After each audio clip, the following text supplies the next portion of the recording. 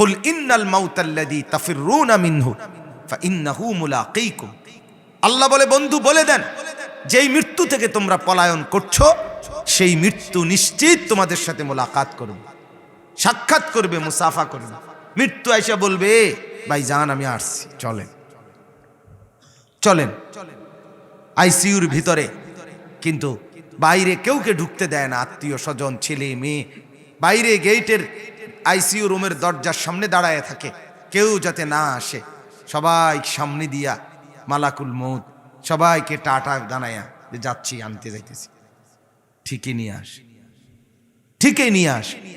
তো মৃত্যুর যন্ত্রণা, মৃত্যুর মুখোমুখি প্রত্যেককে হইতে হবে, এবং মৃত্যুর পূর্বে প্রত্যেকের মৃত্যু যন্ত্রণা হয়। সেটা ইমানদারের জন্য সেই যন্ত্রণাটাই আনন্দের, আর নাফরমানের জন্য সেই যন্ত্রণাটাই ভীষণ আযাবের। কিন্তু মৃত্যু যন্ত্রণা সবার। মনে করেন ঝাল তো তরকারি, কিন্তু মজাও খুব লাগতেছে, যদিও ঝাল, চোখ দিয়া পানি পড়ছে। তো ইমানদারের মৃত্যু যন্ত্রণা হয়তো, কিন্তু সেইটা তার ভিতরে যে আমার যন্ত্রণা যত তীব্রই হোক, আমার একটু কিছুক্ষণের মধ্যে রুহু চলে যাবে আর আমি আমার মাওলার সান্নিধ্য পেয়ে যাব। এজন্য হাদিসে আছে, আল্লাহর নবী সাল্লাল্লাহু আলাইহি ওয়াসাল্লাম ইন্তেকালের পূর্ব মুহূর্তে নবীজি একটা ছোট্ট বাটির মধ্যে আম্মা জান আয়েশা রাদিয়াল্লাহু তাআলা আনহা পানি দিছেন। নবীজি সেই বাটির পানির মধ্যে নিজের ডান হাত মোবারক বারবার ভিজাইতেছিলেন আর মুখ মুছতেছিলেন আর বলতেছিলেন, লা ইলাহা ইল্লাল্লাহ ইন্না লিল মাউতি সাকারাত। আল্লাহ আপনি ছাড়া আর কোনো ইলাহ নাই, হায় মৃত্যুর বড় যন্ত্রণা। মানে রাসূলুল্লাহ সাল্লাল্লাহু আলাইহি ওয়াসাল্লামেরও সাকরাতুল মাউত হচ্ছিল, মৃত্যুর যন্ত্রণা হচ্ছিল। হযরত ফাতেমা রাদিয়াল্লাহু তাআলা আনহা, নবীর মেয়ে, কাঁদতেছিলেন তখন আর বলতেছিলেন, ওয়া কারাবাহ ইয়া আবাতাহ। এটা আরবীয় একটা আফসোসের বাক্য, অর্থাৎ হায় আমার আব্বা, না জানি আপনার কত কষ্ট হইতেছে। আল্লাহর নবী তখন বললেন, লা ইয়া ফাতেমা, না না না ফাতেমা, কষ্ট হচ্ছে না, যন্ত্রণা হইতেছে ঠিক আছে, কিন্তু সেটা আমার কষ্ট না। লাইসা আলা আবিকাল কারব বাদা হাদাল ইয়াউম আবাদান। আজকের পর থেকে তোমার বাবার আর কোনো যন্ত্রণা, দুঃখ, বেদনা আর থাকবে না।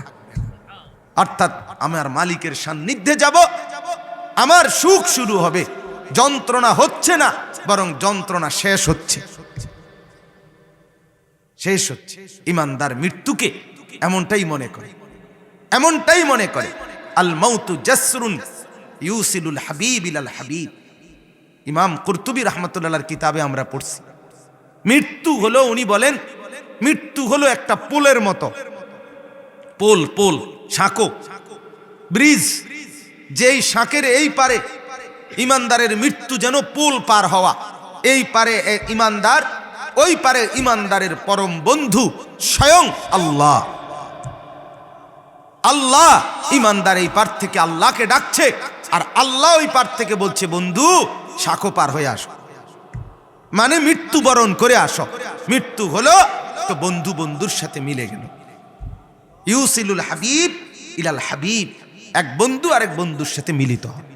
এজন্য মৃত্যু মানে হারিয়ে যাওয়া না, মৃত্যু মানে নিঃশেষ না, মৃত্যু মানে ধ্বংস না, মৃত্যু মানে শেষ না, মৃত্যু মানে পরম জিন্দেগি, অনন্ত জিন্দেগি, চূড়ান্ত জীবনের সূচনা।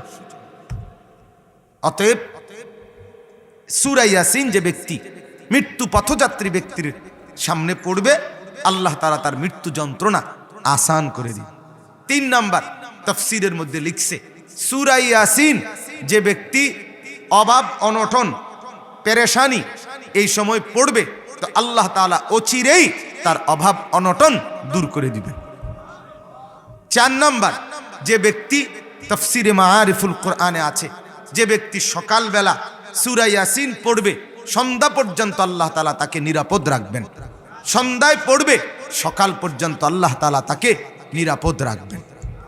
এই হলো সূরা ইয়াসিনের ফজিলত। আমাদের উচিত সূরা ইয়াসিন বেশি বেশি পড়া, প্রত্যেক দিন কমপক্ষে একবার পড়া। পড়বেন বলেন ইনশাআল্লাহ, চেষ্টা করবেন ইনশাআল্লাহ। আমার বাপ ইনশাআল্লাহকে শুধু ইনশাআল্লাহর মধ্যে রাখেন না, হাজারো ইনশাআল্লাহ জমা আছে আমাদের কাছে। এরকম কত মাহফিলে কত ইনশাআল্লাহ কইছেন। 5 জন বক্তা যদি বয়ান করে একদিন, আপনার প্রত্যেক বক্তা যদি 10 বার ইনশাআল্লাহ কওয়ায়, তাহলে আপনার ডেইলি জমা হয় 50টা ইনশাআল্লাহ। মানে এটি ওয়াদা আপনি করবেন কইছেন, কিন্তু এগুলো রয়ে গেছে। এরকম কত ইনশাআল্লাহ আপনি জমা করে রাখছেন। আমি তো প্রায় বলি, আমার নিজেরও ভয় হয় যে হায়, হাসরের ময়দানে যদি শুধু ইনশাআল্লাহর ফিডাডি ফিডে তো সারব আল্লাহ একজন, বুঝেন নাই? মানে ইনশাআল্লাহর, আমি এই আপনি যেই ইনশাআল্লাহ কইয়া থুইয়া রাখছিলেন, এইগুলো ফিটলে আর আউজুবিল্লাহ নাউজুবিল্লাহর ফিডে আর ফিডর লাগবে না। অসংখ্য ওয়াদা আমরা ফেলে রাখি। আমার ঢালকানগর শাইখ আরিফ বিল্লাহ আল্লামা হযরত মাওলানা শাহ আব্দুল মতিন বিন হুসাইন দামাত বারাকাতুহুম হযরত একদিন বলছিলেন যে ভাই, কেউ যদি আপনাকে বলে, আমাদের সমাজে অহরহ বলে যে ভাই দোয়া করেন, বিদেশ যাব দোয়া করেন, চাকরির জন্য দোয়া করেন, পড়ালেখার জন্য দোয়া করেন, পরীক্ষার সামনে দোয়া করেন, দোয়া চাই না? তা আমরা বলি আচ্ছা, ঠিকই না বলেন? মানে দোয়া করেন আচ্ছা, দোয়া করেন আচ্ছা। এ আচ্ছা মানে ওয়াদা, মানে আপনি করবেন কইছেন, কথা বোঝেন নাই? আপনি ওয়াদা দিলেন তাকে। এখন আপনি যদি সেই দোয়া তার জন্য না করেন, আচ্ছা মানে তো দোয়া না, আপনি ওয়াদা না দিছেন করবেন, তো দোয়াটা কই করলেন? দোয়া করলেন কোথায় বলেন? তাহলে এই আচ্ছাগুলো আপনি যে জমা করলেন, কতগুলো আচ্ছা আপনি এরকম জমাইছেন বলেন? তাহলে এই দোয়াগুলো কখন করবেন? অথচ এটা তো ওয়াদা, আর এক মোমেন তো ওয়াদা খেলাফ করে না, আর ওয়াদা যে খেলাফ করে সে তো মুনাফিকের চিহ্ন। অতএব কি বলা উচিত? হযরত বলছেন যে যখন দোয়া চায়, আচ্ছা না বইলা নগদ ছোট্ট কথা দিয়া দোয়া করে দেওয়া। পরীক্ষা দোয়া করেন, আল্লাহ পাক কামিয়াব করুক। অসুস্থ দোয়া করেন, আল্লাহ শিফা দান করুক। বিদেশে যাইতেছি দোয়া করেন, আল্লাহ নিরাপদে পৌঁছাক। হ্যাঁ, এমনিতে বলছে দোয়া করেন, আল্লাহ কবুল করুক, আল্লাহ রহম করুক, আল্লাহ মাফ করে দিক, আল্লাহ মেহেরবানি করুক। খালাস, আমার কাম শেষ। ঠিক কিনা বলেন না? যেটা চাইছে সেটা আমি নগদ কি করে দিলাম? বলে দিলাম। আবার আচ্ছা কইয়া রাখিয়ে দিলাম না, তাহলে আমার আর কোনো ঝামেলা থাকলো? আলহামদুলিল্লাহ, আমি এটা চেষ্টা করি ব্যক্তিগতভাবে। যতবার মানুষে বলে চেষ্টা করি, আল্লাহ দয়া করেন, আল্লাহ রহম করেন, আল্লাহ মাফ করে দেন, আল্লাহ মেহেরবানি করেন, আল্লাহ আসান করে দেন, ইত্যাদি কিছু বলে দেওয়া।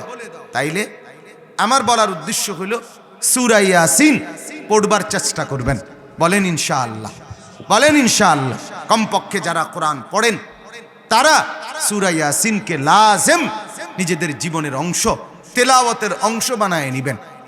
আর যে সমস্ত বদনসিব কোরআন শরীফ পড়তে পারেন না, যারা পড়েন না বা পড়তেই পারেন না, স্কুলে পড়েন, কলেজে পড়েন, ইউনিভার্সিটিতে পড়েন, অথবা মূর্খ এমনি শিখছেন না, কিছুই জানেন না, কলমে লিখতেনও পারেন না, এরকম মানুষও সাধারণ মুসলমান, আপনারা যারা কোরআন থেকে বঞ্চিত, তো মনে রাখবেন জীবনের সবচেয়ে বড় সুখ, আনন্দ, তৃপ্তি, জীবনের সবচেয়ে বড় পাওয়া থেকে আপনি বঞ্চিত। এটা মনে রাখবেন। তোমরা যারা স্কুলের ছেলে এখানে আছো, তোমাদেরকে বলি, তোমরা যারা কোরআন পড়তে পারো না, জীবনে কিছুই পাও নাই, তুমি কিছুই স্বাদ পাও নাই, সুখের কিছুই দেখো নাই। তুমি কোরআন ছাড়া বাকি যা পড়ছো ওই সবগুলো মিলাইলে কোরআনের এক অক্ষরের মজা, স্বাদ, তৃপ্তি কিচ্ছু পাও নাই। কোরআন থেকে বঞ্চিত হয়ে মানুষ হয় না, জীবন গড়ে না। উপার্জন শিখা যায়, উপার্জন ভদ্রচিত উপার্জন। কেউ লুঙ্গি ফিন্দা কামাই করে, কেউ প্যান্ট ফিন্দা কামাই করে, কেউ হয়তো কথাবার্তি গ্যারাম্যা কয়, কেউ হয়তো একটু আপনার শুদ্ধ কয়, মাঝে মধ্যে 2-4টা ইংরেজিও মারে, এই আর কি। পাউডার দেয়, চুলটা আশ্রয়া রাখে, প্যান্ট ট্যান্ট ফিন্দে, এই কথাবার্তি একটু শুদ্ধ করে কয়, এর দূরে আগে তফে নলে কামাই, মাকসাদ পয়সা কামাই। তো ঠিক আছে, এটা তো হইতেই আছে, এটা তো বদিল্লা আঙ্গাল কাঙ্গাল, তারাও তো পয়সা কামাই করছে। কিন্তু মানুষ গড়া যেটা, এটা শুধুমাত্র কোরআন দ্বারা হয়। কোরআনই একমাত্র কিতাব যেটা বলছে হুদাল্লিন নাস, মানুষ গড়ে দেয়, পথ দেখিয়ে দেয়, মানুষ বানাইয়া দেয়। হাদা বাসাইরু লিন্নাস, এটা মানুষের জন্য, মানুষ গড়বার জন্য। এজন্য যে তার ছেলেকে কোরআন থেকে বঞ্চিত করেছে, সে তার সন্তানকে পৃথিবীর সবচেয়ে বড় সম্পদ থেকে বঞ্চিত করেছে, কোনো সন্দেহ নেই। আরে বেটা 10 কানি জমি দেওয়া আর সন্তানকে কোরআনের সবক দেওয়া তার চাইতে উত্তম। আল্লাহকে পেয়ে গেছে যে কোরআন পড়ছে, কোরআন থেকে বঞ্চিত সন্তান আল্লাহকে পায় না, পৃথিবী পাইছে। আর আমার শায়েখ আরিফ বিল্লাহ আল্লামা মুফতি মুশতাকুন নবী সাহেব বলে, আল্লাহকে না পেয়ে কেউ যদি গোটা দুনিয়াও পায় সে কিছুই পায়। আল্লাহকে পেয়ে গোটা দুনিয়াও যদি কেউ হারায় সে কিছুই হারায়নি। আল্লাহকে পেয়ে হারানো না, আল্লাহকে না পেয়ে পাওয়া না। এজন্য কোরআন, হায় হায় আফসোস, আজকে যখন কোরআন মুসলমানের ছেলেরা না পড়তে পড়তে, দুশ্মন এই জন্যই, দুশ্মন জানে সে তো কোরআনের তথ্যগুলো জানে না। অতএব তারে যদি বলি তুই বান্দর, তুই শুয়োর, তুই কুকুর, তুই বিড়াল, তুই হনুমান, তুই রাক্ষস, তুই খোক্ষস, যেটা বলে সে কব হ আমি এটাই, সে এটাই। যদি কোরআন পড়তো সে সাথে সাথে প্রতিবাদ করত যে না না না, আমি বান্দর হব কেন, আমার পূর্বপুরুষ বান্দর হবে কেন।